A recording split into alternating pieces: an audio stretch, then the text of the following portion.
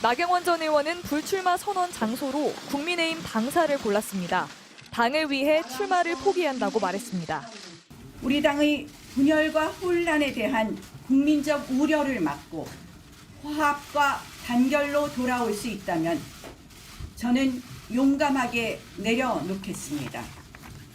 오늘의 정치 현실이 무척 낯설다. 정당은 포용과 존중을 절대 간직해야 한다는 말도 했습니다. 대통령실과 친윤석열계 의원들의 불출마 압박에 대한 불만을 드러낸 걸로 보입니다. 결국 저의 출마가 분열의 프레임으로 지금 작동하고 있고 당을 사랑하는 마음으로 솔로몬 재판의 진짜 엄마의 심정으로 제가 그만두기로 결정했습니다. 대통령실과의 갈등에 대한 직접적인 언급은 피했습니다. 대통령실에 불출마 압박을 놓고 과한 당무 개입이다, 투표욕이다라는 논란도 일었는데 제가 구태여 그 부분에 대해서는 말씀드리기는 적절하지 않은 것 같습니다. 나경원 전 의원은 끝까지 출마할지 말지를 저울질했지만 결국 윤 대통령과 친윤석열계의 집요한 공격 앞에서 승산이 없다고 판단한 걸로 보입니다. 나 전 의원은 전당대회에서 어떤 역할도 하지 않겠다고 말했습니다. 이른바 윤심을 등에 업은 김기현 의원은 강력한 경쟁자의 출마 포기를 환영했습니다. 대승적 결단을 하면서 살신성인의 모습을 보였다고 높게 평가하고 싶습니다. 안철수 의원은 아쉽다고 밝혔지만 나경원 지지표의 흡수를 기대하는 분위기도 읽힙니다. 아마도 나경원 의원께서 지금 원하시는 그런 방향들이 수도권에서의 승리 아닙니까? 또 다른 당권 주자인 윤상현 의원은 집단 린치 사태라며 뺄셈 정치라고 비판했습니다. MBC 뉴스 구민지입니다. 불과 한 달 전까지만 해도 나경원 전 의원은 국민의힘 당대표 여론조사에서 선두를 달리던 유력 주자였습니다. 이런 나 전 의원을 주저앉힌 건 결국 윤석열 대통령의 집요한 공격이었는데요. 대통령의 당무 개입 논란이 불거졌고 결국 나 전 의원은 사실상 항복을 선언했습니다. 유충환 기자가 취재했습니다. 시작은 지난 6일이었습니다. 이날 나경원 전 의원은 방송에 출연해 국민의힘 당대표 출마 의지를 강하게 드러냈습니다. 이 관전만 하는 것이 맞느냐에 대한 고민이 깊어졌고요. 그래서 좀 더 마음을 굳혀가고 있는 중이다. 바로 그날 오후 대통령실이 나경원 전 의원을 직설적으로 저격했습니다. 전날 얘기한 저출산 대책을 걸고 넘어졌습니다. 윤석열 정부의 관련 정책 기조와는 상당한 차이가 있다는 것을 말씀드리겠습니다. 대통령실은 공직자로서 거짓말, 공직을 정치 수단으로 이용 같은 강경한 말들을 이어갔습니다. 결국 일주일 만에 나경원 전 의원이 저출산 고령사회 부위원장직 사직서를 제출했습니다. 하지만 윤석열 대통령은 초강경 대응했습니다. 사표 수리도 아니고 아예 해임해버렸습니다.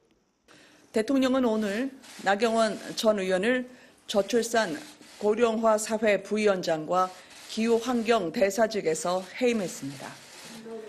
국민의힘 안에서도 친윤석열계의 공격이 더해졌습니다. 당 지도부의 잇따른 사퇴 압박에 이어 초선 의원 50명도 나경원 전 의원을 비난하는 성명에 이름을 올렸습니다. 결국 3주 만에 나경원 전 의원은 사실상 항복을 선언했습니다. 그런 저에게 오늘 이 정치 현실은 무척 낯섭니다. 나 전 의원은 출마 포기 직후 페이스북에 대선 때 윤석열 후보 지지 연설을 한 영상을 올렸습니다. 윤 대통령에 대한 서운함을 드러낸 것으로 보입니다. MBC 뉴스 유충환입니다. 네, 정치팀 유충환 기자 나와 있는데요. 관련해서 조금 더 자세한 이야기 나눠보도록 하겠습니다. 자, 유 기자, 결국에는 윤석열 대통령의 뜻대로 된 셈인데요. 지금 당 안팎에서는 입당 1년 만에 당을 완전히 장악한 결과다 이런 이야기가 나오고 있죠. 그렇습니다. 사실 이번에 국민의힘 새 당대표를 뽑게 된 이유를 돌이켜보면요. 예. 이준석 전 대표가 쫓겨났기 때문입니다. 그렇죠.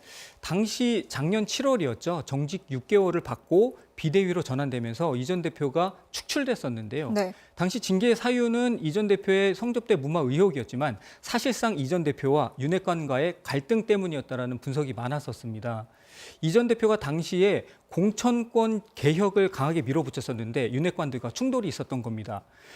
당시에 윤석열 대통령이 원내대표였던 권성동 의원에게 네. 내부 총질이나 하던 당대표가 사라지니라는 문자를 보냈던 게 포착되기도 했었는데요. 예.